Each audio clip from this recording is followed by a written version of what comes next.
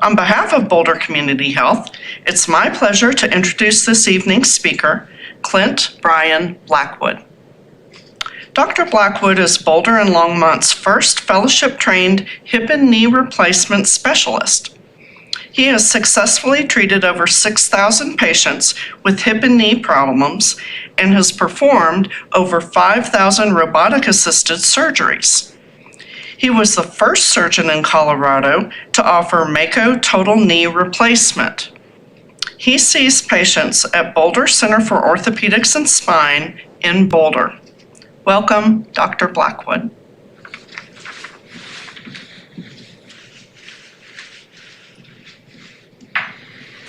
Thanks to everyone for tuning in today. Heard there was over 1,100 people who signed up for this talk, so we'll go ahead and get started.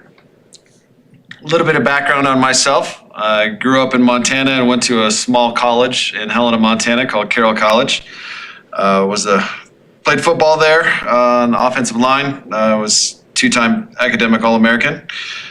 Then went to medical school at the University of Washington out in Seattle and did a residency in orthopedic surgery at the University of New Mexico in Albuquerque, followed by a fellowship in joint replacement at the Kuhn Joint Replacement Institute in St. Helena, California, where I was the first surgeon with fellowship level training specifically in robotic-assisted joint replacement. I started practice there for a year and then moved to Colorado a dozen years ago now. I currently have a medical license in Colorado, and I'm an educational consultant for Stryker Robotics, where I actually teach people around the country and even the world how to do these procedures and integrate robotics into their practice. Even though I grew up in Montana, deep roots in the Boulder County area, my grandparents lived up in Longmont, and I used to come down and help out on the farm in the summer. That's me in the Times Call on the right-hand side, and on the left-hand side is winning a blue ribbon in the Boulder County Fair some 30 plus years ago. Now I have a brood of my own here, so 5 children, family keeps me busy. These are the most up-to-date pictures. It's always exciting to end your child bearing experience by having twins as a surprise at the end. As well, some of you may have heard that my daughter was involved as a car accident, one of the pedestrians that was struck on baseline in September, but she is recovering well and is happy to be through that ordeal. A little bit more of my practice clinically. I focus particularly on hip and knee pain, particularly arthritis. When it comes to it, we focus on minimally invasive surgical techniques that are then combined with advanced technology in order to try to give patients the optimal outcome that we can. 99% of our cases are able to be done under a spinal anesthetic. Our average length of stay is just overnight for both hips and knees, with 50% plus of patients able to be discharged home the same day, whether that's from the hospital or from our outpatient surgery centers. 90+% of these patients are discharged to home with outpatient physical therapy. So we're able to get you home without having to go to a skilled nursing facility, without even having to have home health come to see you. We can get you up and moving and to where you can really get that recovery started in the outpatient physical therapy. We do, like I said, mentioned about surgery centers. We have outpatient surgery center at Boulder at the Boulder Surgery Center over on Pearl Parkway, and our new facility at the Broomfield Orthopedic Surgery Center out in Broomfield next to the Children's Hospital by I-25 and Highway 7. Boulder Center for Orthopedics sees patients at both these Boulder and Broomfield locations. I predominantly am based in Boulder, although I do have a PA in each facility. So I have a PA in Boulder, Yasmin Beerwith, and a PA now in Broomfield, Taryn Morey, who are helping to see patients in both facilities. And they are able to discuss with me if you want to make appointments at either site. That would be great. What is arthritis, which is the main reason that people above the age of 50 have hip and knee pain? The image on the left shows a normal knee. That smooth white surface is the cartilage. So it's like if you're looking at a chicken bone at the end, that's the nice smooth surface. It's very low friction, has no pain fibers. But when that cartilage starts to break down, it exposes the bone underneath, and there's a lot of pain fibers in bone, and it causes a lot of pain and inflammation and discomfort. Two main types of arthritis. The main component is osteoarthritis, and that's where I just discussed the wearing out of the articular cartilage. So it breaks down that cartilage and exposes the bone underneath, and those bones start rubbing against each other and causing pain and discomfort. Or inflammatory arthritis, which is more of a systemic process, such as rheumatoid arthritis, psoriatic arthritis, ankylosing spondylitis, some of those type of more systemic processes where your body turns against itself and your normal immune system starts to attack the cells in the joint. This is very well treated now with disease-modifying medications, and so we see fewer of these patients, but not zero. In general, the medications have been helpful for helping people to prevent surgery. This is what this looks like on an X-ray. The knee here on the right-hand side of the screen has good space between the bones. That space is the cartilage, which we see by the fact that the bones are not touching. The knee on the left-hand side of the screen, the right knee, you can see the bones are touching. There's no space between those thigh bone and shin bone, the femur and the tibia. They actually develop some bone spurs. So bone, unfortunately, just has one trick. It just makes more bone. So whether it's broken, it's arthritis, it's infected, it just starts to make more bone. And so it's a symptom of the arthritis that's undergoing there. It doesn't necessarily cause pain and discomfort, the osteophytes themselves, but the bones rubbing against each other causes that pain and discomfort. It doesn't have to be as severe as that. It can be isolated to just the inside part. So in the center of both of these knees, you can see the joint space is narrowed, and that's going to cause some discomfort mainly on the inside part of the knee. This is similar in hips. So the hip is a ball and socket joint. It moves very smooth, allows us to move our leg around. But when that cartilage starts to break down, the area around the hip can become more stiff. So the capsule can thicken, the bone starts rubbing against each other, and it causes significant pain. Hips can wear out much more quickly than knees. Patients can have knee pain that they've known about for decades before they get it addressed. Hips, if a hip starts hurting and it's arthritic pain, unfortunately only lasts about a year or two before it needs to be replaced. But patients will often notice stiffness and difficulty putting on shoes and socks, trimming toenails before they notice the arthritis pain that's in the groin area. Again, this is what that looks like. Right-hand side of the screen shows a good space between the ball and the cup on the hip joint there. And then on the left-hand side of the screen, you can see there's no space between the ball and the cup. Large sort of candle wax appearing osteophytes, and that causes significant pain and discomfort, as well as limited mobility and motion of that hip joint. Other causes that can mimic hip pain. So you can get some bursitis, which is on the outside or lateral side of your hip. The hip joint is actually in the groin area, and so pain that's in a different area can be from a different cause. There's a big muscle that runs down the side of your leg, and it's got to get over the bump on the side of your hip. And there's a sac of fluid called a bursa that can get inflamed and cause some pain there. That usually responds very well to non-operative treatments, injections, medications, physical therapy, and stretching. Back pain can sometimes mimic that. So I'll get patients who come in and say that their back is hurt, their hip is hurting, and bring their hand back behind them. Your sacroiliac joint, your SI joint can cause problems. You can have pain that radiates from the back down toward the hip and mimic hip pain that's coming from your back. And then if you do have groin pain but no arthritis, you could have a hernia that is causing some pain that's very similar in those areas. In general, the projections for hip and knee replacement continue to go. When I started giving this talk was before 2015, and we're now living in the right-hand side of this graph where the number of hip replacements and knee replacements is increasing dramatically. So we're almost to the 2025 version. It's supposed to go from 500,000 joints replaced per year to 3.5 million joints replaced per year. And we're seeing that now with baby boomers and the aging population and people wanting to maintain their mobility as well as just an increased population. So the number of people getting these hips and knees replaced is rather large. It's a new generation of patients. Patients are coming to talks like this, getting better informed to understand what's going on in the process. They want to maintain their active quality of life and lifestyles. They don't want to be told, here's your cane, here's your walker, just don't walk around as far, just kind of put up with it, take some pills. They want to get back to doing the activities that we have around here that make people want to live in the Front Range or Colorado in general. But beware what you find on the internet. There's a lot of people out there that can run scams or make promises that they can't fulfill. And particularly that is stem cells and even now becoming more PRP. So do significant research and talk to trusted sources. In general, I am an orthopedic surgeon, but our first goal is to help you avoid or delay a joint replacement. And there's many ways that we can do that, and I'm going to discuss some of those options now. First off the bat is more kind of rest, ice, heat, just kind of taking it easy, maybe modifying some activities a little bit. If that doesn't quite do it, medications for inflammation can be very helpful, even just over-the-counter Aleve or Advil. You don't want to take too high of a dose of these for too long, as they can damage your kidneys, and you want to watch out for Tylenol, as it can damage your liver.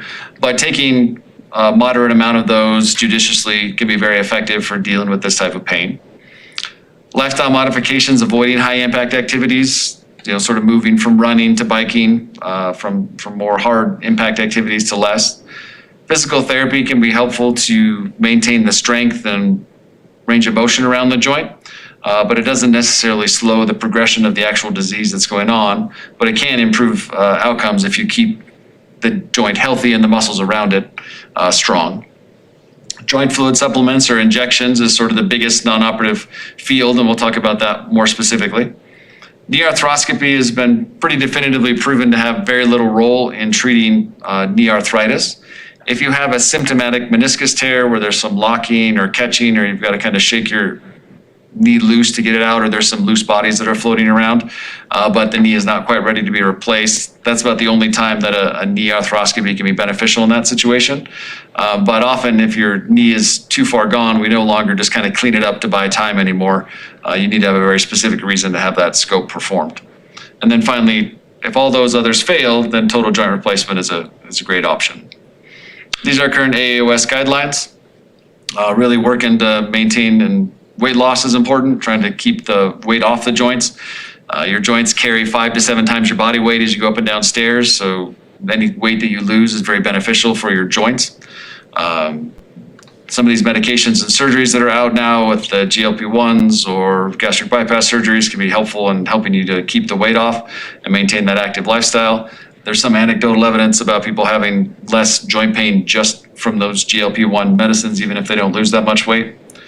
Exercise, physical therapy, trying to get out, move, aquatic therapy can be very helpful. And then over-the-counter anti-inflammatories, Tylenol, ibuprofen, Aleve can be helpful. And then some more prescription medications, meloxicam, Celebrex as well. And then intra-articular injections are very common. Topical compounds can be helpful, so you can try, if you can't take some of these medicines because of blood thinners or kidney disease or reflux with gastric ulcers, some topical compounds may be okay. There's Voltaren gel is over the counter now, so you can use that to rub onto the joints. I will agree it's not great, but it's better than nothing. Glucosamine and chondroitin has reached popularity 15, 20 years ago, but now is kind of fallen out of favor. There's really no big studies that support its use in preventing need for joint replacement or helping in joint pain.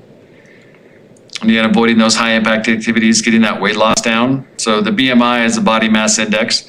We prefer that to be less than 40, as your risk for complications from surgery goes up as your BMI goes above 40.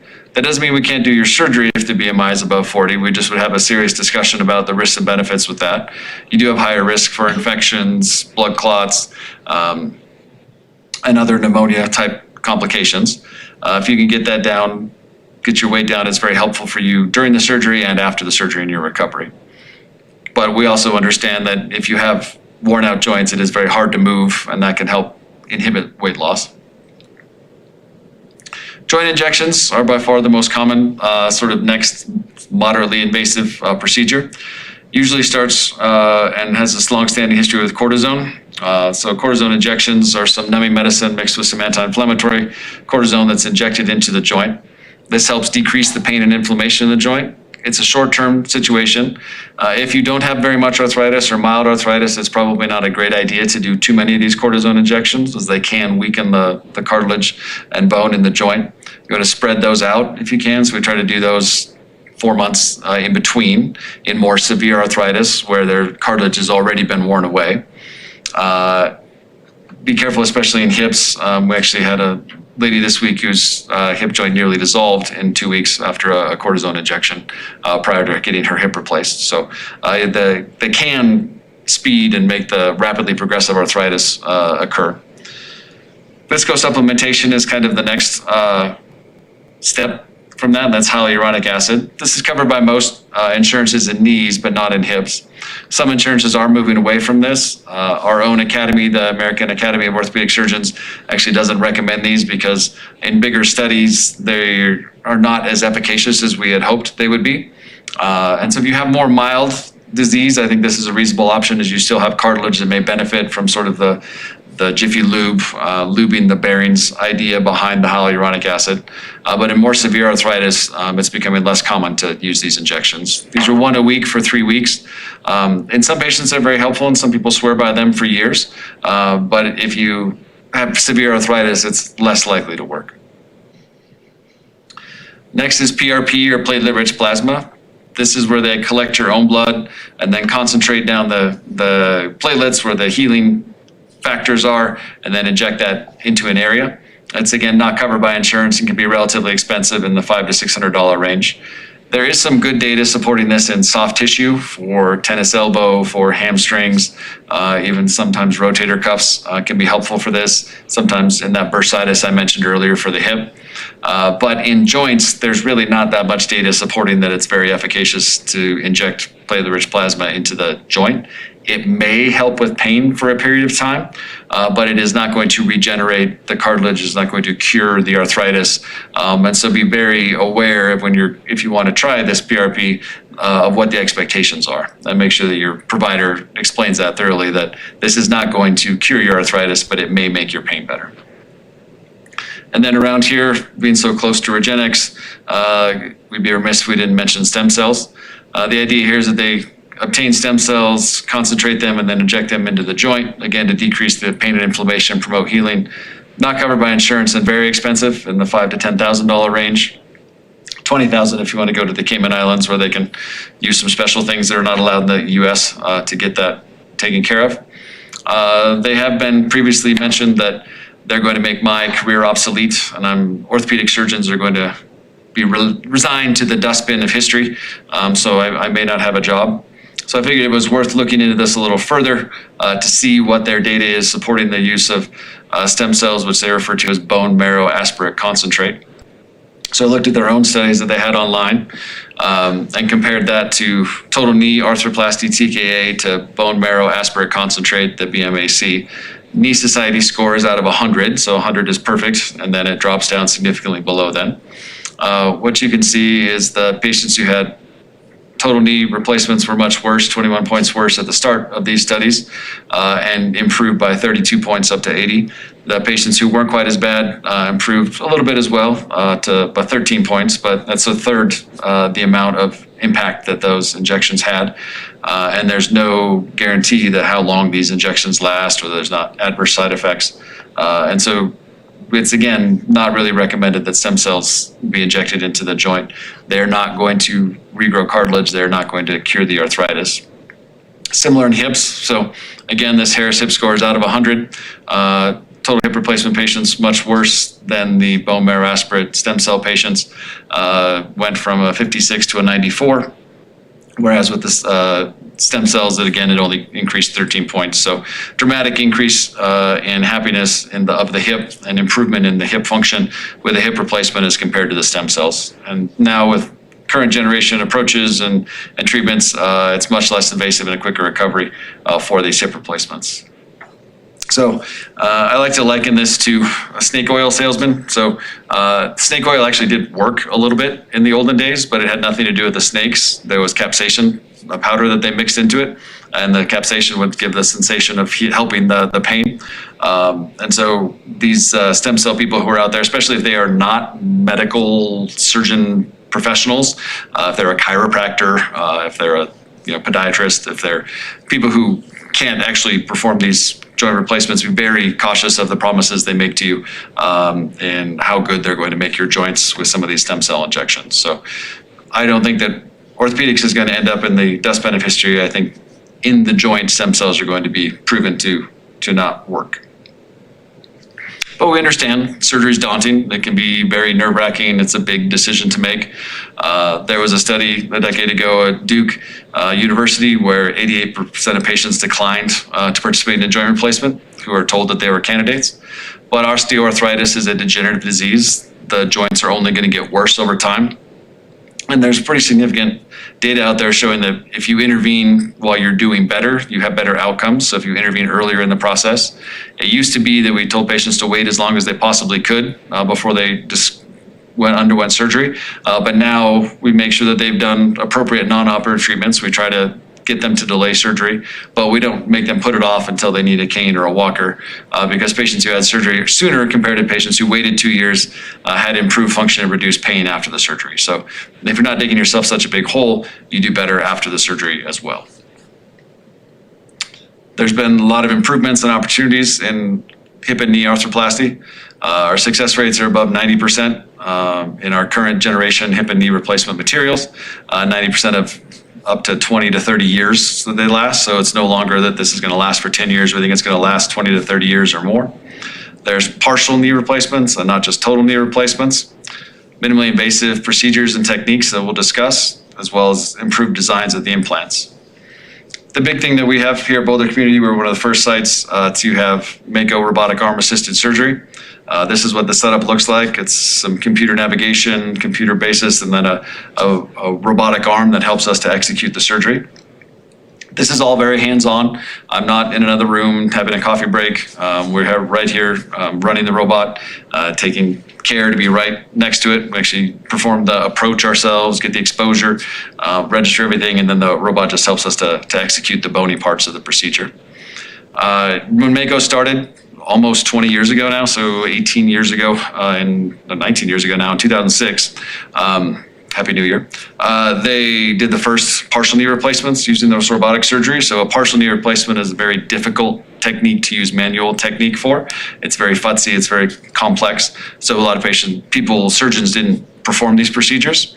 But now, using this robotic arm, it's a very simplified, very reproducible, very excellent procedure for early arthritis. So as I showed earlier, the damage to the joint can be isolated to just one part of the knee. So if that's the case, if it's medial or lateral, so it's usually medial 85% of the time, lateral 10% of the time, and then under the kneecap 5% of the time. So if it is isolated to one of those compartments, we can just replace that individual compartment without having to replace the entire knee.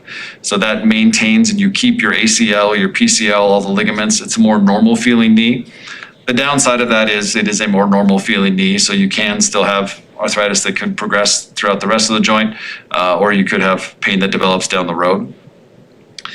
This can be also done just under the kneecap. So if you have just isolated patellofemoral arthritis or just under the kneecap arthritis, we can just replace there. The big benefit of this particular procedure is there's really no limitations after this. Other joint replacements, we sort of frown on running and jumping or high impact activities. But with the patellofemoral joint, you're not on a weight-bearing surface, so we don't have any of those particular restrictions. The way that this process works is if you have the correct indications based on physical exam, history, where your pain is and what your x-rays look like, then we get a CT scan of that knee. They're actually able to create a 3D model on the computer of your knee.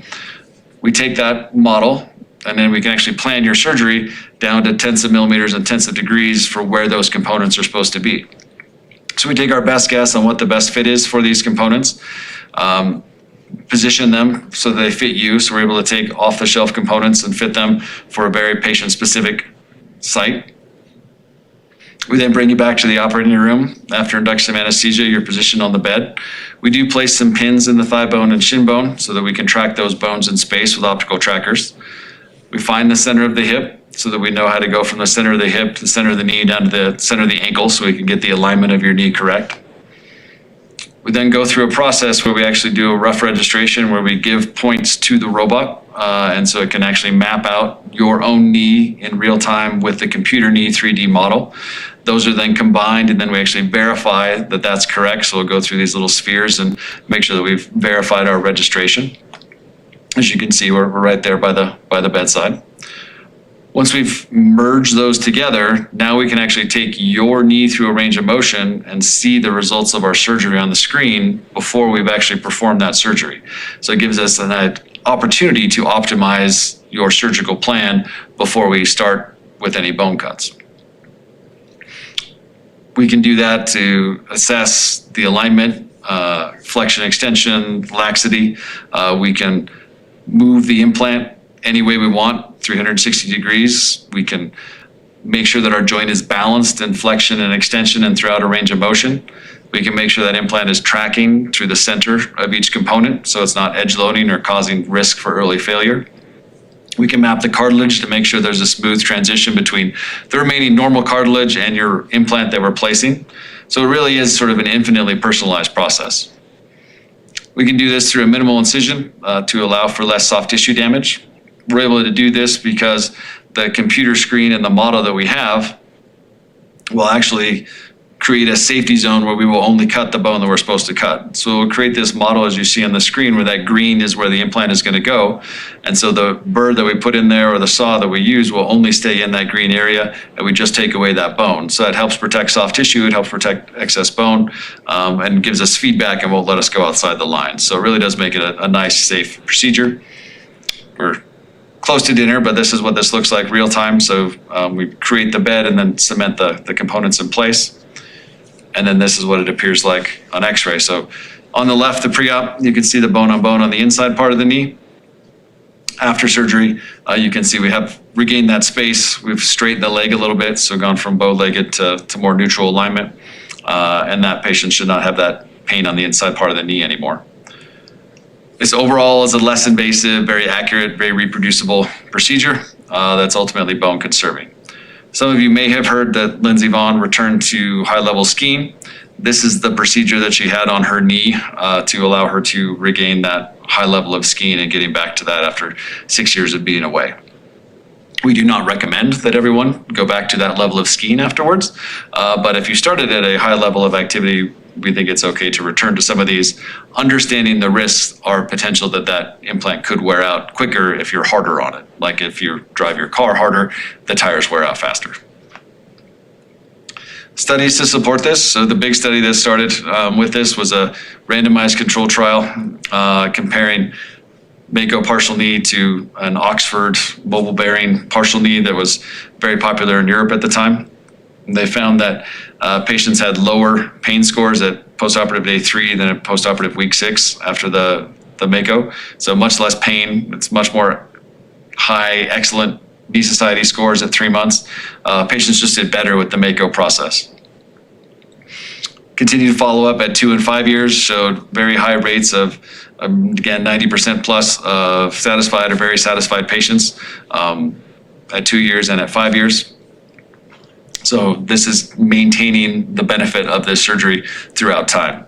Survivorship, early failure rate at 2 years, looking at the Australian and Swedish registries in manual partial knee replacements, was approaching 5% at 2 years that needed to be revised. And with Mako and Dr. Tom Kuhn, who was my mentor in California, it was at 1% at the 2 year follow-up. So not zero, but we dropped the revision rate by 80%. Now, what if you're not a candidate for a partial knee? Then you need to have a total knee. So this was now started in 2017, or 2015, 2016, with the Mako total knee. So now we can do and use a robotic system to replace the entire end of the femur with metal and the entire proximal tibia with metal with a little plastic insert in between that acts as the bearing surface, or sort of like the meniscus that gets taken out. With a knee, this is what all knee replacements look like, total knee replacements. We also usually put a little plastic button on the back of the kneecap, although sometimes that is not done in certain indications. Again, a reminder of why we do this. We've gone from normal, very smooth, natural cartilage. It starts to wear away, expose those bone underneath and causing pain and discomfort. And so we need a different bearing surface that's not bone on bone. And so we found over the last 40, 50 years that metal on plastic is a great substitute for that bearing surface. The idea here and what this looks like on x-ray is you have the normal knee here on the left-hand side and a very arthritic knee on the right-hand side. You can see the difference where the space is between the bones, and then you can see why we call it bone-on-bone arthritis here on the right-hand side. All that has just worn away that cartilage and exposed that bone underneath, causing pain and discomfort. If you fail the non-operative measures, we then resurface the ends of the bone with metal and plastic. When we would do this with manual instrumentation, there's some variability with that. So you're sort of making some guesses. You're putting an alignment rod down the femur, so it's kind of the big violation of the femoral canal that occurs. We're trying to measure with tools in real time, and then using saws to cut. And so we're not exactly as precise as we'd like to be. What we think this has led to is a gap where patient satisfaction in knee replacement was 80%. In more recent studies, they're showing this closer to 85 to 90% patient satisfaction, but our survivorship is 99%. So we're getting really good survivorship, but there's a gap in satisfaction. So we want to close that gap and see how we can make patients happier. Now with using the Mako robotic arm, satisfaction rates are 95+% in the total knee replacements done with Mako robotics, as opposed to the 90% with manual instrumentation. The study itself said there was no significant difference statistically for that. But if you're going to use the 90% number that manual is satisfied and then pretend that 95 is smaller or the same as 90, I think you understand that there is a higher chance that you're going to be more satisfied with your joint replacement when a robot is involved. The workflow is somewhat similar to the partial knee. So again, we do this preoperative planning, so we get that CT scan and make that 3D model. We can size and position the components virtually. You then get into the operating room, place those arrays, go through a registration process where we confirm your bone to the bone of the model. This is a real patient that we had. You can see we can actually plan where the depth of cut's going to be, our rotation. We know the size of the implants. We can figure out where we want to position those. So this is how we can take off-the-shelf components and personalize it to exactly where it needs to fit on each individual patient, and then execute that plan. So when we like where our initial pre-plan is, we go through a process of registering the bones. This is what that looks like. We take a little probe, and those arrays help us to know where the thigh bone and shin bone is in space. This is what it looks like on a screen. So we're going to go through those little green, yellow dots are the points we give them with the probe, and then these blue circles are confirming that registration. Now we can see the knee in real time on the screen, so we can evaluate that. This knee was pretty significantly bowed, so a very severe varus knee of about 13.5 degrees of malalignment. So we want to get that down to less than 3. You can see big bone spurs on here, but we can see this in real time. So we would take the knee, do an evaluation of that position, and correct that during the time of surgery by doing some releases or removing some of these osteophytes. And now we have that knee aligned to 2 degrees, which is where we want to be at here. We can see what that does to the joint balance in the next step, where now we know where those implants are supposed to be. What does that do for our plan? So on the left-hand side of the screen, this is where the soft tissue would be before we make any adjustments. So we would be the bars are 1 millimeter, so we'd be a little 1 millimeter laxity on the lateral side and extension, 1 millimeter tight. So that means that we'd have too much metal and plastic replacing that space, and so that would put the soft tissue under tension. In flexion, you can see we're actually 1 millimeter lateral, so that's consistent, but we're 3.5 millimeters tight on the medial side of the knee in flexion. So that's going to be very tight, and really, if you didn't understand that or make adjustments to that or try to release soft tissue there, you'd end up with a very tight knee and a knee that would be very hard to get range of motion after the surgery.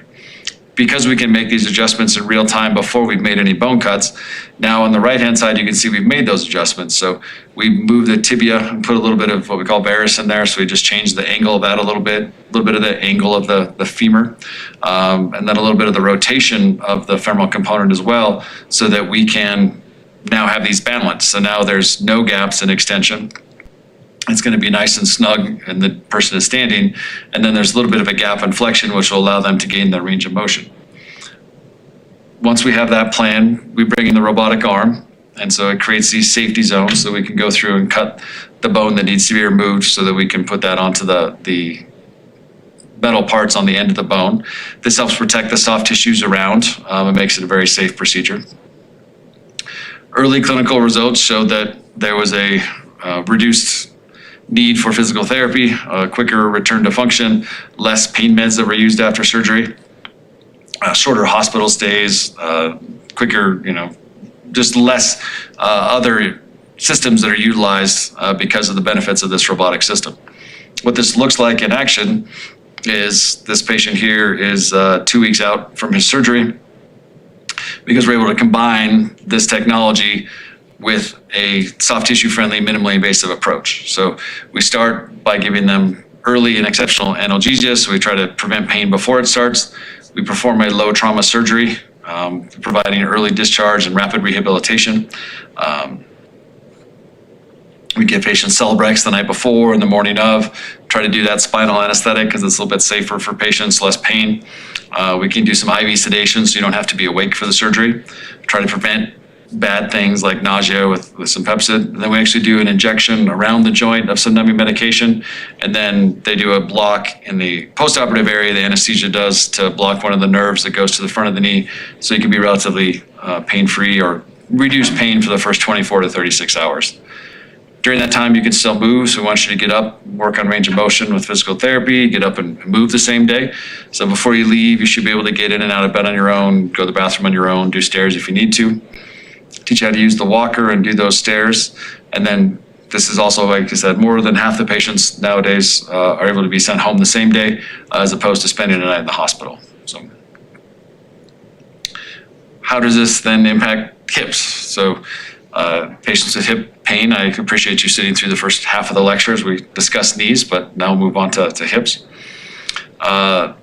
Initially, sort of bearing surface is important, and the benefits that we've made in that is now we're moving to more ceramic on plastic, so has a very low wear rate, very low complication rate, and actually helps reduce the risk of infections because ceramic is a very low biofilm structure, and those parts glide together. There was a big push, and there is something called hip resurfacing, which I don't do, but one of my partners, Dr. Chen, does. The reason I don't do it, and I'm not trying to speak poorly of Dr. Chen, he does a great job with it, is because there is something called metal-on-metal toxicity. It was actually on an episode of Grey's Anatomy years ago, where the main doctor was going crazy because he'd had his hip replaced with metal-on-metal, and the components were starting to break down and cause some discomfort that way. So that is a real thing where we try to avoid metal-on-metal articulations. So that's why I don't do hip resurfacing, but instead do a minimally invasive hip replacement with a direct anterior approach. So the idea there is I think you have more benefit from the anterior approach than from a posterior approach where you're doing that hip resurfacing idea. What does that mean? What is the direct anterior approach? It's a minimally invasive process where we can make an incision up by the front of the hip and by our front pocket that allows us to spread between muscles rather than cut them. So it's a truly intramuscular plane, internervous plane, and allows great access to the joint. Traditional hip replacements can have 6 to 12 inch incisions. It's on the sort of side of the hip over here, but it does involve having to disturb the joint and connective tissues that help stabilize the joint posteriorly. With an anterior approach, 4 to 5 inch incision, it allows us to spread between those muscles so we don't have to cut any muscles, don't have to cut any tendons, and it allows for a more stable construct after the surgery and more normal function after the surgery. That's why I do it that way. Why doesn't everyone, or what does this look like? The hip is actually closer to the front of the body, so it's in the groin area like I mentioned earlier, rather than on the side, so you can see all the muscles that you have on the side that you would need to cut through. And so the surgical anatomy allows us to spread between muscles, between nerves, not detach any major muscles. Really minimal risk to nerves. The femoral nerve is in the area, and we know where it's at. We try to avoid it. There's also a nerve that innervates the side of the thigh. Sometimes that gets a little stretched in surgery and can have some temporary numbness. But that usually recovers if the rare instances when that happens. So this is truly a minimally invasive surgery. As you can see, they do this posterior approach. They're going to make that incision through that big muscle over there and peel all that away to get access to that joint. When we do an anterior, we think there's less pain. It's a quicker restoration of function because we're not disrupting that capsule and those muscles and tendons. Shorter hospital stay, even going home the same day. And all of that combined probably makes it more economical as we're looking at the spiraling costs of healthcare and how we can keep those costs down. So it's an ideal soft tissue interval because we can go between those muscles and not cut them. We get excellent view of the socket and an ease of instrumentation and position. You are positioned on this table, which allows us to position your leg in space. It is not quite as medieval torture as it appears on the screen, and you're asleep for that process anyway. But this gives us repeatable information to optimize our surgery with an assistant that doesn't get tired. Why doesn't everybody do it this way? We're all trained to do this hip replacement surgery from a posterior approach, so many people are more comfortable with that. It's unfamiliar to switch to an anterior approach. The exposure of the thigh bone or femur is more difficult, and so it can take some time to learn how to do that. And it does involve some specialized equipment like the table I mentioned earlier. I can kind of show you what this looks like and how it's done. So these special instruments we use are the ones on the right, not the left. So that just allows us access to the joint so that we can get exposure and see what we're doing. We do use a little headlamp in there because it is a relatively small hole that's a little dark, so we want to see what we're doing. And then that table is called an arch table, and so it just allows the leg to be moved into space. It does have some tick marks on there so we can judge our position and move it consistently, so it allows for reproducibility in the procedure. And like I said, it is an excellent assistant who doesn't get tired or need a bathroom break or a lunch break. Video of what this looks like. So the patient's head is on the right-hand side, feet are on the left. This is that incision area by that front pocket we were talking about. We're going to go in there and spread between those muscles. Here on the left, these are the nerves and the things that are in the vicinity, but we know where they are. We do end up having to cut that little vessel that's coming up to the bump on the hip area, but we're able to coagulate that and control, so we have very minimal bleeding with this approach. We spread between muscles and open up the hip joint. That exposes the ball and cup area of the hip. And we can see this very well during surgery. So we incise into there, move the capsule out of the way.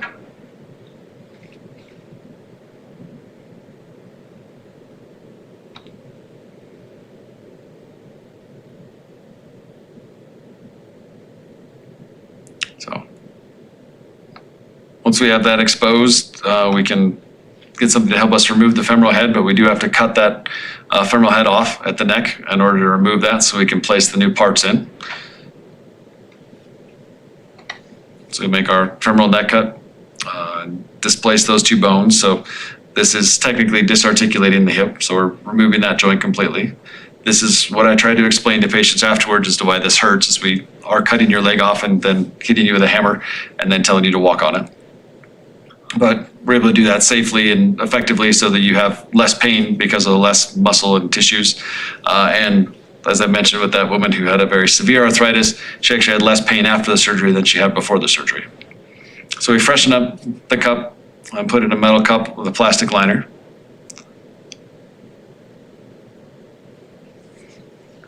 And then we work to expose the femur. So we need to expose the other side. So in order to do that, we have to bring the proximal side of the femur up. So we try to rotate that. That's where the arch table comes in helpful. We no longer use this bone hook anymore that's on the left-hand side of the screen, but we use these retractors to get the muscle out of the way and expose the proximal end of the femur so that we can get access to the canal. So we release the capsule at the top, which gives us that exposure. Use a little plunger to get access into the canal. And then use a series of broaches to find the correct size that fits for your size bone. So again, we can plan this with a CT scan and use the robotic assist to help for the cup placement and the sizing of the implants. Once we have that in place, we're going to trial. So we're going to sort of do a reduction where we remake the hip joint. So now we're going to put a trial neck and a trial ball on. And we can assess the stability of the hip here and assess leg lengths at this time. So move our retractors out of the way, and then we're going to go ahead and, this part is a little outdated, we don't use that hook anymore, but move that out of the way. Now we're going to work to put that hip joint back in place. You'll see briefly here as they change the camera view, the muscles that all attach on the back side of the hip. So it'll be on the left-hand side here on the thigh bone. All those muscles are cut when you do a posterior approach. So we're able to keep those muscles intact as we do an anterior approach. And that's what gives us our increased stability for an anterior approach as opposed to a posterior approach. So once we have the hip back in place, we can take it through a range of motion and assess the stability and leg length and optimize that for each patient. Typical precautions with a traditional total hip, you can't bend your hip more than 90 degrees or cross that forward, can't turn your toe in. They often make you sleep on a pillow or on your back with a pillow between your legs. With the anterior approach, we don't have any of those precautions. We don't want you to move your foot all the way out to the side and bring it way back behind you, which is sort of recreating the position we just showed where you can dislocate the hip. But other than that, really, there's far less restrictions and precautions as far as preventing dislocation after the surgery. Overall, I think the benefits are decreased hospital stay and quicker rehabilitation. I'd say less than half of our patients have to go to formal physical therapy. Most patients can do a home exercise program and walk, and that seems to be just fine. It's a smaller incision, less muscle damage, less time in surgery, less blood loss, and reduced postoperative pain. Big benefit is reduced risk of dislocation, so reduced risk of that ball popping out of the cup. And I think it does allow for a quicker return to normal function and activity. So I think this is better for patients, fewer hip precautions, less pain, less time in the hospital, and we do have excellent control over where we're putting those components. We can use technology with this minimally invasive approach as well. So we were one of the first sites in Colorado to have the Mako hip application. So we can use this navigation during surgery so we can increase our level of precision. So this does help us personalize it because we get information on the femoral side as well as the acetabular side to try to optimize the position of those components for each patient and even enter in some spinopelvic information to help with that stability. We want to do this before surgery or during surgery because looking at x-rays in the recovery room was too late to make changes. So we want to try to optimize those surgical results either before the surgery or during the surgery.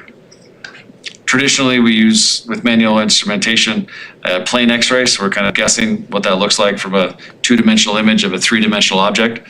But with the 3D CT scan, we can use those 3D reconstructions to plan off of those 3D models and find exactly what size cup we need, where it needs to be positioned, what size femoral component we're going to use. So we have all that information beforehand. Why do we want to do this? So there was a big study done at Massachusetts General Hospital 10, 15 years ago, which showed how accurate we were with manual instrumentation and trying to hit our goal. So the goal is that box you see on the left, and 47% of the time they were inside that target zone. So that meant that more than 50% of the time they were not hitting their goals for how they wanted to position that cup without using technology or just using manual instrumentation. With using robotic hips, that moved to 96%. We're within inside that target zone, and for 95% within 4 degrees of the plan. So it really helps us narrow down and be more precise and accurate in how we position these components. This study was done by Dr. Dome, who was the mentor of my partner, Dr. Chen. He was actually trying to prove that he didn't need to have a robot, and he did well with the conventional hips. It was 80% instead of 40%. But with this robotic hips, he was 100%. So it really did improve even a very good surgeon to get those components in the correct place. Again, our goal with a hip replacement is to restore function, lifestyle. Pain relief is the big thing. So our first initial goal is to make sure that you get rid of that bone-on-bone pain in the groin. Step 2 is we want to make sure that we try to make sure it's stable so it doesn't dislocate. And then step 3 is we want to make sure that your leg lengths don't change too much, although there's a chance those can change at the time of surgery. Sometimes we want them to, and sometimes we need to do that for stability reasons. Again, with the hips, we do this sort of similar protocol to the knees. So the early analgesia, the low trauma surgery where we're minimizing the damage to the muscles and tendons, and then getting you up and moving for an early discharge and a rapid rehabilitation. Similar medicines with the Celebrex and the spinal anesthesia, trying to prevent the nausea. Again, doing that injection around the capsule. We don't necessarily have a block that we can use for hips. Hips do tend to wake up initially with a little bit more pain after surgery, but that rapidly dissipates, and you don't have a big rush of pain afterwards. And a hip is a little easier surgery to recover from than a knee, based on pain and less time for physical therapy. But in general, it still takes the full 90% at 90 days to recover. Again, getting up and moving the same day of surgery, and hopefully going home the same day of surgery. So little flashback, this was the first hip replacement patient that I did in Boulder 2013. So I'm starting to show my age now. I used to have a slide that said, Dr. Blackwood, are you old enough to do this? I don't do that anymore because I have enough gray hair and kids that people know that I'm old enough to do this. This patient fell while I was skiing. I was 80 years old. We replaced his hip for his femoral neck fracture. And 4 months later, he was cresting Teton Pass, and 5 months later, he did a century ride at Estes Park. So obviously a very Boulder patient if he was skiing and doing biking at 80, but he told me he had done 10,000 miles in the 18 months after his hip replacement. I want to say he'd almost had over 100,000 miles last time I saw him, which was a year or two ago. In summary, I think this is, by using robotics, we can be more accurate than manual.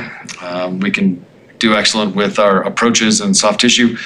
So we have a lower dislocation rate, less chance for a leg length discrepancy, less blood loss, and excellent patient reported outcome measures. So everything seems to be trending to be better with robotics and direct anterior approach.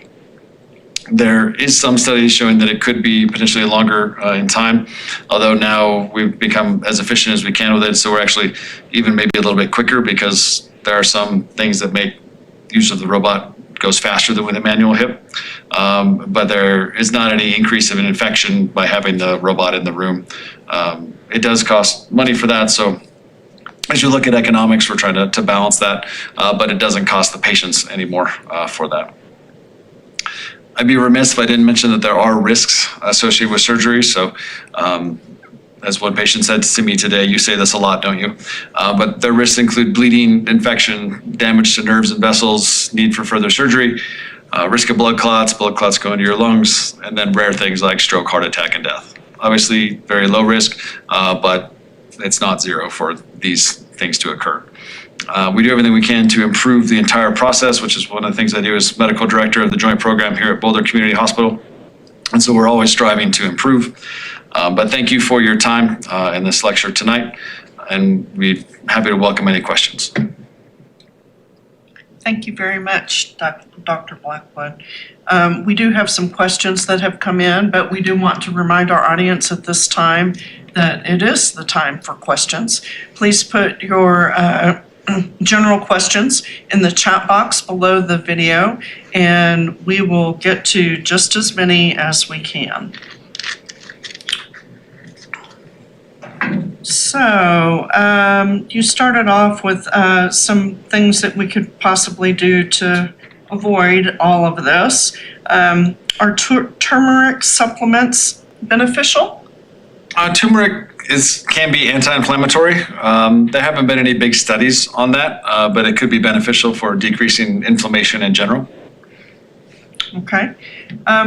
What about drinking milk and maybe increasing our milk intake as we age? Does that help? Increasing the milk intake as we age doesn't necessarily impact the joints per se, but it may help with bone health. So, and whether that's with calcium supplements or vitamin D supplements or milk, that can help the bone health, but it doesn't necessarily help the joint health. Okay.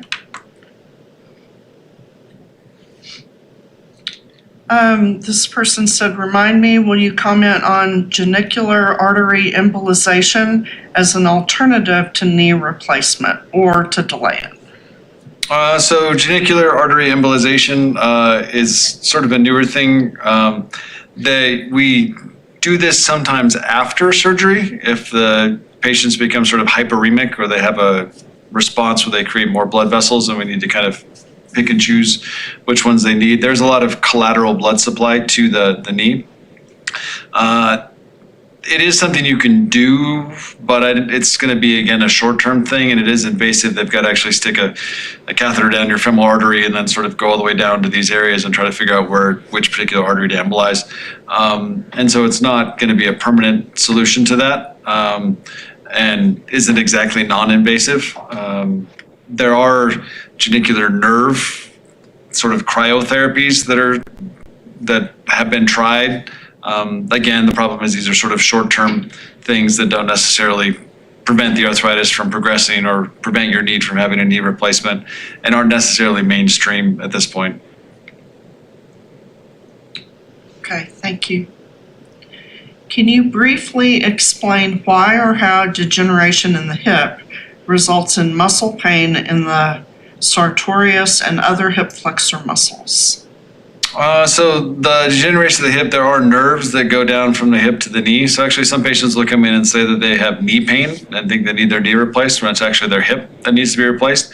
Or they develop pain in a knee that's already been replaced that years down the road, now their hip is worn out. that is not a causative thing, just a happenstance of coincidence from a knee replacement to then have a hip replacement. But those muscles and things by the hip flexors are all around the hip joint. So those can get inflamed because the hip is stiff. It's harder to move. The capsule's thick. And so all those muscles are having to work harder. So you can get some bursitis from arthritis that won't go away. You can get some tendinitis from arthritis that won't go away. And so if you have these recalcitrant tendinitises or bursitises and you have underlying arthritis, you usually need to have the arthritis treated with a hip replacement before those tendinitises or bursitises will get better. So does that mean that if you have rheumatoid arthritis or something like that, and you get either a hip or a knee replacement, that it will stop that arthritis and there will be no more pain? So with rheumatoid arthritis, it doesn't stop the disease process of the rheumatoid because we're not affecting the immune system that attacks the synovial cells and the process that rheumatoid goes under. But it should get rid of the pain or make it less painful because you get rid of that joint that is worn down and is causing a lot of arthritic pain from more osteoarthritis pain. But we don't eliminate the rheumatoid portion of it. That's more of a systemic problem. But it does improve patients, even if they have rheumatoid arthritis, if they have osteoarthritis requiring a knee replacement or hip replacement. Okay.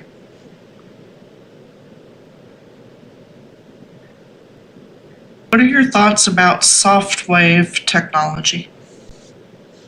Soft wave technology, I am unfamiliar with. Can you explain the difference between the Stryker Mako system versus the Zimmer ROSA system? Sure. So the Stryker Mako system is image-based CT image where they have that 3D model and it creates that safe cutting zone. So the robotic arm guides the saw and keeps you from cutting things you're not supposed to. With the ROSA system, it's not necessarily image-based. They have a protocol where they try to create x-rays that make it image-based, but it's not fantastic.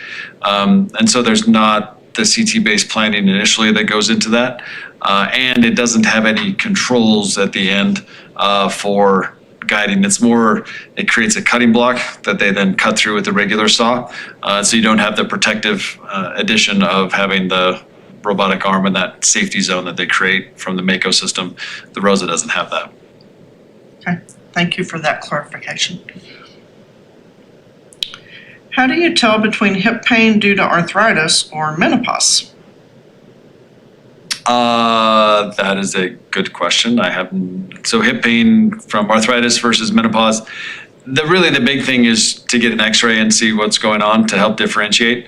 And so if the hip x-ray and exam is normal, then it's potential. I haven't necessarily seen menopause causing hip pain necessarily, but obviously as patients get older, the population we see is much more common to have joint pain. Okay. What are the first steps in finding out the best intervention for me? The first steps, you can talk with your regular doctor. You can get an appointment with us at Boulder Center for Orthopedics. You can come in for an evaluation so we can see you and evaluate. We get x-rays, do an exam, discuss with you what's going on, figure out where it's hurting, and then come up with a plan of action that best suits you with a plan of trying to keep you away from surgery, but an understanding that may be necessary in order to improve your pain. How far out is your surgery schedule? That's a good question. So our surgery schedule, we still have appointments next month. We usually sort of book out 4 to 6 weeks-ish in there, in that sort of ballpark. We try to expand capacity. So between having surgeries here at the Boulder Community Hospital or Health, we also have openings at the Boulder Surgery Center and then at the Broomfield Surgery Center. So our capacity has been increasing. So we try to keep that weight down if we can, so patients can get taken care of in a timely manner. Okay. Maybe a little bit more clarity on this. Is the Mako knee replacement done in the hospital or the surgery center? Good question. So if I wasn't clear on that, I apologize. There are 2 Mako systems at Boulder Community Health. There's one at Boulder Surgery Center, and there's one at Broomfield Surgery Center. So we have Makos at all 3 of those facilities. Okay, thank you. Is methylprednisolone helpful for hip pain? Methylprednisolone, that can be helpful for a short period of time. It's sort of a more potent anti-inflammatory. So instead of a non-steroidal anti-inflammatory like ibuprofen or Aleve, it's a steroidal anti-inflammatory. Usually take those for short doses, so it can be helpful for a week or 2, but it's not a more permanent fix. And you definitely don't want to take that for long term. Okay. Typically, how soon can you drive after knee or hip surgery? That's a good question. So how soon can you drive afterwards?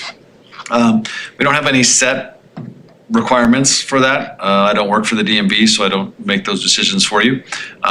In general, it's about 3 weeks plus or minus. So you can't drive while you're taking pain meds. And then we want to make sure you feel safe getting from the gas to the brake. So often we have patients who are off the pain medicine and they're wanting to drive. They can sort of go to a parking lot or kind of practice in a safe environment and make sure that they're feeling comfortable for that, as long as they're not taking the pain medicine during the day. Okay. If you have kneecap instability, does knee replacement take care of this problem? If you have kneecap instability, sometimes it depends on what the cause of the kneecap instability is. So if you're younger and have no arthritis and you have a dislocating patella or kneecap instability, that can be treated with sort of more preservation options or ligament reconstructions with the sports team, who do sort of the more ACLs and those types of surgeries. If it's significant arthritis and the ACL is unstable or the patella is unstable, then yes, we can try to optimize that with the knee replacement surgery if there's enough arthritis that goes with that. Okay. Just 1 second, please. What imaging is required to know whether arthritis is only in one compartment, like if you need a partial knee or the total knee? You need X-ray or MRI, contrast? So what imaging that we need? So we'd like to get weight-bearing X-rays. So we have you standing when we get the X-rays. We take a couple different views with your legs straight, your legs slightly bent from the side and under the kneecap. And so we can look at those. Those are usually enough to let us know what kind of information we need to decide on a partial versus a total knee. Sometimes patients get an MRI if the X-rays aren't conclusive and we can't see exactly what's going on. And so we need more imaging to look at soft tissue, meniscus, ACL, a more granular view of the cartilage. But we don't usually need contrast for that. It's a non-contrast MRI. If we get that, but I would say 95+% of the time we're able to make that decision just based on X-ray. For hip arthritis, should we avoid high impact activities like running and jumping, or is that more for knee arthritis? That goes for hip arthritis as well. So that was more of the generic. So we want to avoid those high impact activities for both hip and knee arthritis. Okay. Can you comment on the, is it MISHA knee system? MISHA?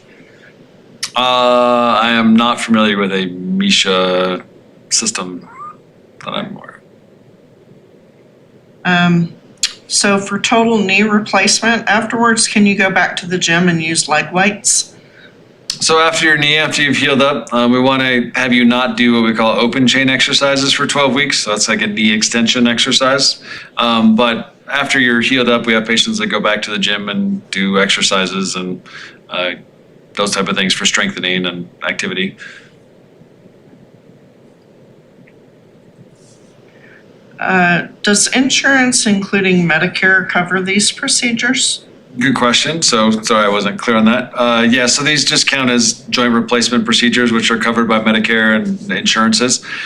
Sometimes we have to have a discussion with them about the CT scan, but yeah, the procedures are covered by insurances. Okay.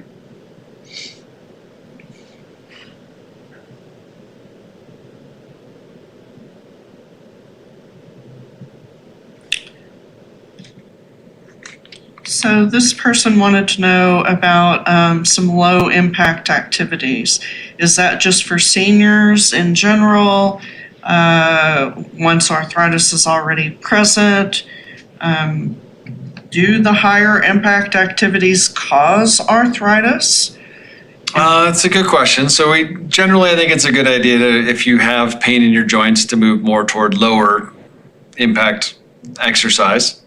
We do want you to be active. We want you to get out. As the saying goes, motion is lotion for the joints. So we want you to be active and do things just in a joint healthy way. So if you're not having pain or problems and you can do whatever you want, then we really don't have any restrictions.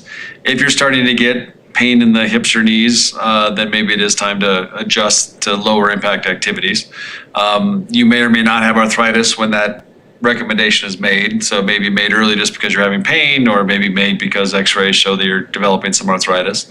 There's a correlation with higher impact activities and arthritis, but there's not necessarily a direct causation. So there are some areas and places where people run forever and they have no issues whatsoever with their joints, and some people aren't able to do that. There's a stronger correlation between weight and wearing out the joints than activity necessarily. So again, just to restate, if a senior is pain-free, it's okay to continue higher impact activities. Yeah, like I tell patients, if you're not having pain, that's great. Or if you're having pain and want to do it, just don't complain about it. Okay.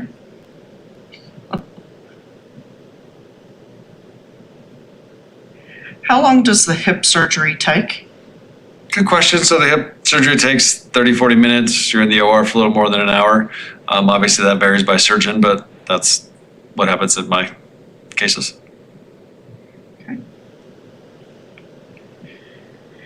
If you have very little or no arthritis, can you use your approach to remove impingements or reshape the ball?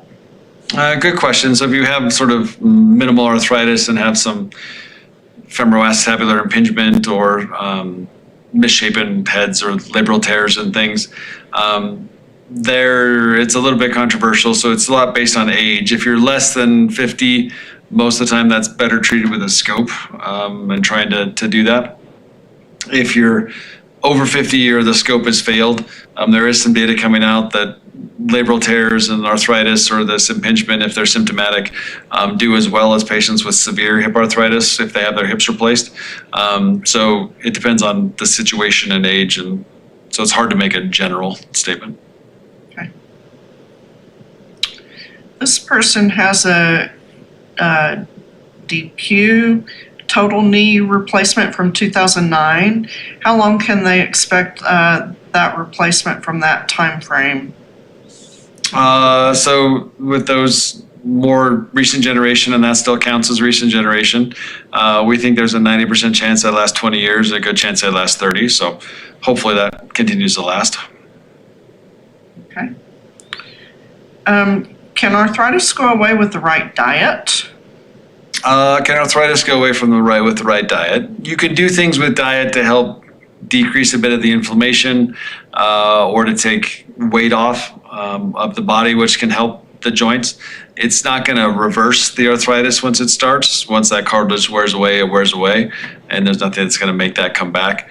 But there are things you could do to maybe decrease some of the inflammation. I don't know the specifics of what that is, but avoiding sort of processed foods and keeping weight off can be helpful. And a lot of that is better food driven than it is exercise driven to keep weight off.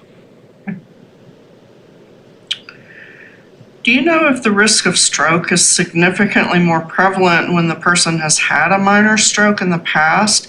And are there any steps that can be taken during surgery to try to prevent that?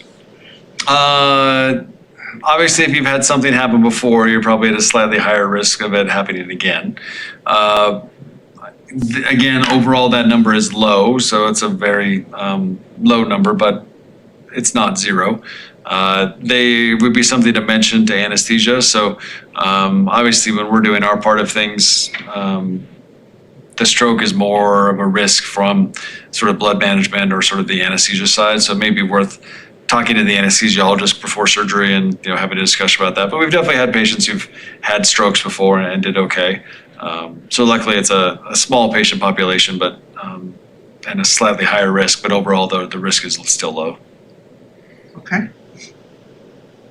Can you do both knees together? Do you recommend that? And both hips together? Definitely not both hips. So there's insurances that won't pay for you to do both hips at the same time because, and I don't think it's a good idea to do both hips at the same time, frankly, because you'd like to have a good leg to stand on. And you can do these 6 weeks apart and patients do well. So you can still get them close together for a quicker recovery period. But it's a lot of risks. So all those risks I listed off, instead of 1 + 1 is 2, is more like 1 + 1 is 5. And you don't get the pain meds for 2, you only get the pain meds for 1. And knees, I've done it before. I don't think it's worth doing again for those same risks, benefits. I don't think it helps you to do both at the same time. I understand the idea of, well, I'm just going to do this once and get through it. But really, it's a lot of people, the joke is if the doctor will do that, they don't think you'll come back for the second one. I don't have any worries that you'll come back for the second one to get it done. And we can do it in a way so you can have minimal downtime to get that taken care of. But it is a much harder surgery to do that. So hearing patients say, well, I would never do that again because they had 2 done at the same time, I was like, well, of course you did 2 at the same time. I don't know why you're encouraging people to do that. But there are people that do 2 at the same time. I just don't think it's falling out of favor as best practice, but it can be done. Okay. So basically not recommended, but... Not recommended, but okay. There are people that do it. Okay. You said someone with knee replacement can eventually develop osteoarthritis. How long post-surgery, and what can a patient do about that? So if you have a partial knee replacement, you still have part of the knee left. So once you have a total knee replacement, you cannot, or a total hip replacement, you can't redo arthritis because that joint is gone. It's mechanical. So it's a failure of the implant. It's not return of the arthritis. With a partial knee replacement, you can have progression of the arthritis from the unreplaced areas. Those can still have progression of arthritis. And again, same things as before, is to try to keep weight off, try to be joint healthy, conscious. But sometimes it's just bad luck, and sometimes the rest of the knee just wears out and you end up going from a partial knee to a total knee, which is a relatively straightforward procedure. Okay, thanks for going into that. Does utilizing OsteoStrong to strengthen the skeletal system endanger the joints, or is it beneficial to the joints? I believe OsteoStrong is that sort of vibration place where you stand on something that shakes.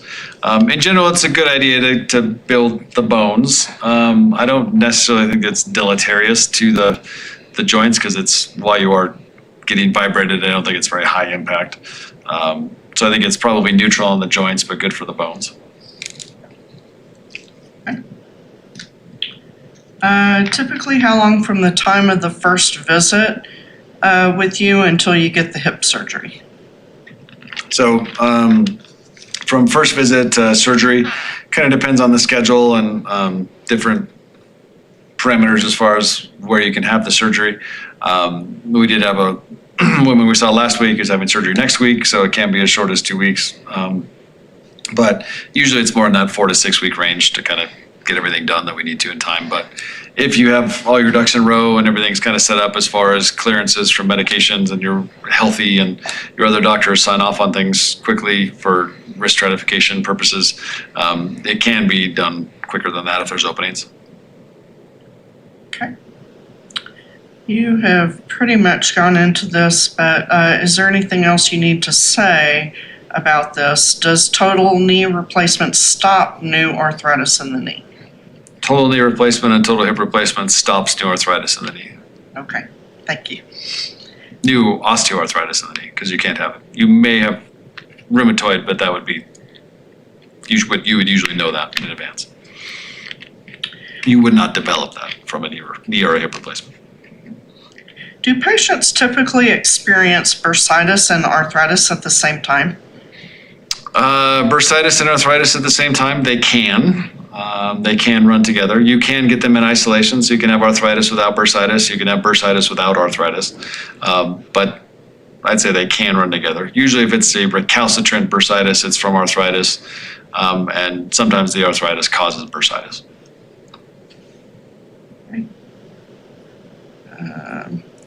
Can hip impingement lead to arthritis if not correct?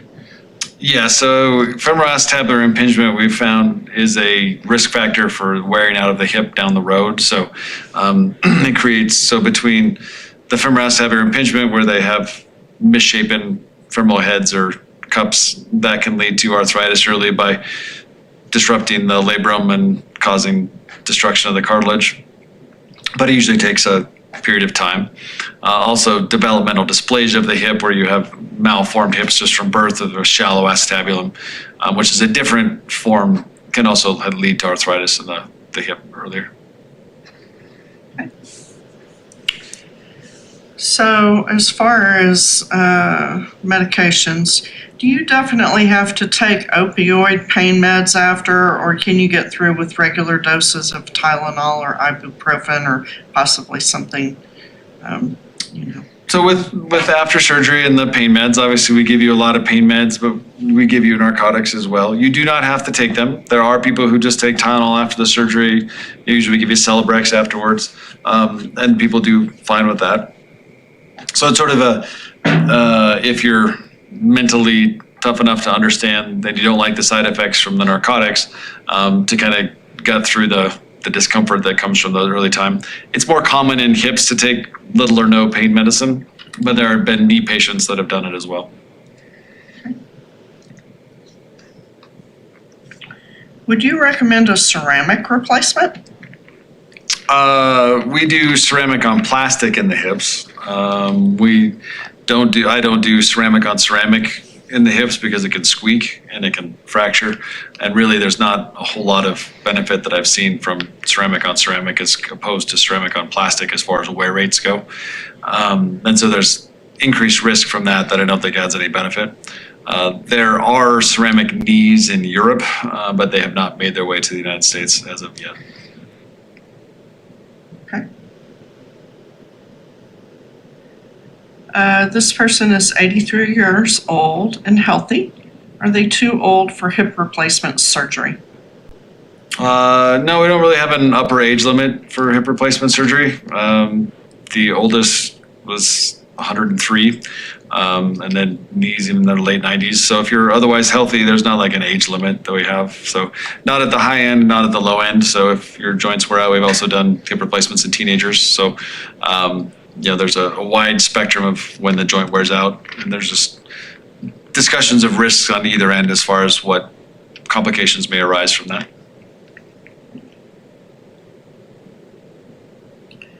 Do you have an opinion on extracorporeal shockwave therapy, ESWT, to treat knee pain? That sounds like if it works, it would be for a very short period of time and very transient. There's nothing that structurally would make a difference in that on long term. Okay. What's the best way to minimize internal scar tissue development post-total knee replacement? They know about PT, but didn't know about incremental things. So reducing scar tissue, the main thing is just PT and getting it moving. So that helps to get that there. You are going to form scar tissue. That's how everything heals. So it's actually a good thing that you form it. But you want to move the knee before the scar tissue firms up too much to do that. So we really focus on motion initially. There are other things. Some people take some prednisone if they start falling behind a little bit. Sometimes even a cortisone injection can help sort of soften the scar tissue a little bit, but you want to be very judicious about how you would do that. But the biggest thing is just getting after the motion in physical therapy. Okay. Any more to say on how to stop or slow the progression of arthritis? Not much more than discussed earlier. I wish I had a better answer. It's a billion-dollar question that we should come up with a solution to make us not have to do surgery anymore. But unfortunately, we're not quite there yet. Okay. If a partial knee replacement ultimately fails, can it be repeated and/or can a full knee replacement be performed? So if a partial knee replacement fails, it depends on the mode of failure, if it can be replaced. If for some reason the plastic wears out, but the rest of the knee looks great, you theoretically could just take the plastic out, or if there's very rare things you could do to just try to preserve a partial knee. But what most often happens is the partial knee gets converted to a total knee replacement. And then we are actually able to do replacements after total knee replacements, but we start to lose bone and ability to do many more replacements beyond that. It becomes much more difficult. Okay. Do bone spurs make hip replacement more complicated? The bone spurs don't necessarily make it more complicated, but we kind of can trim them out as needed, and they usually come out when we take out the femoral head. Okay.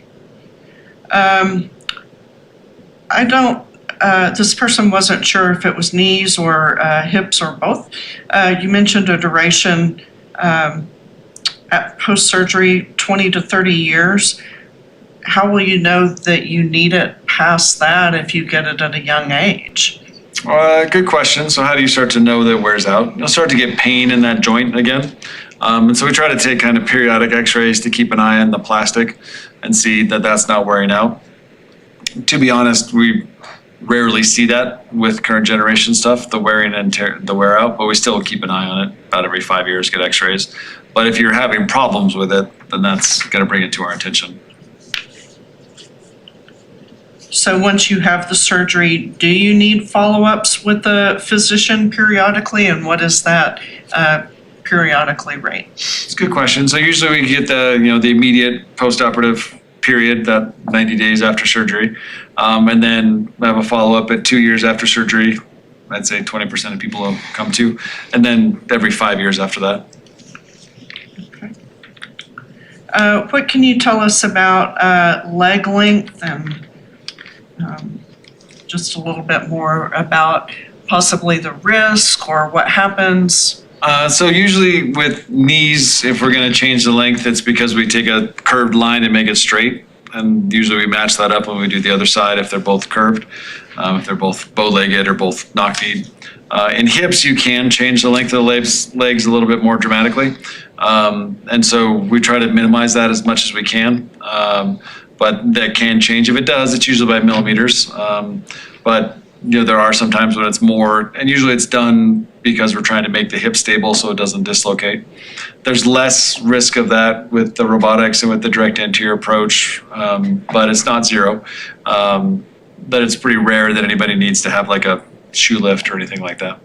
Is that the remedy then, is a shoe lift? Usually the remedy is a shoe lift. Sometimes the remedy can be a revision or having to go back in and put different size parts in. But if there's a symptomatic difference, usually a shoe lift takes care of it. Okay. Is there anything else you'd like to expand on tonight? Because looks like it's it for us. Well, thanks everybody for your time, and hope it was educational for you, and enjoy your 2025.